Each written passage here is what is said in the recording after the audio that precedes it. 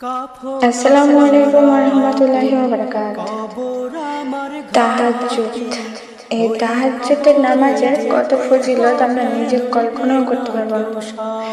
তাহাজ্জুদ নামাজ এমন একটা নামাজ, যে নামাজ পড়লে শত শত গুনাহ মাফ হয়ে যায়।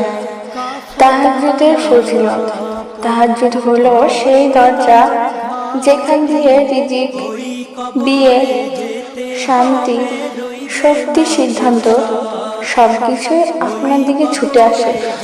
সুবহানাল্লাহ। রাত যতই অন্ধকার হোক, আল্লাহর রহমত ঠিক ততটাই আলো হয়ে নেমে আসে ওই মানুষটার দিকে, যে সবকিছু হারিয়েও একা দাঁড়িয়ে বলে, ইয়া আল্লাহ, তুমি ছাড়া আর কেউ নেই। তাহাজ্জুদ শুধু নামাজ নয়, এটা ভাঙা হৃদয়ের আরোগ্য, এটা একটা স্বপ্ন পূরণের দরজা, এটা জীবনের একটি দিশা।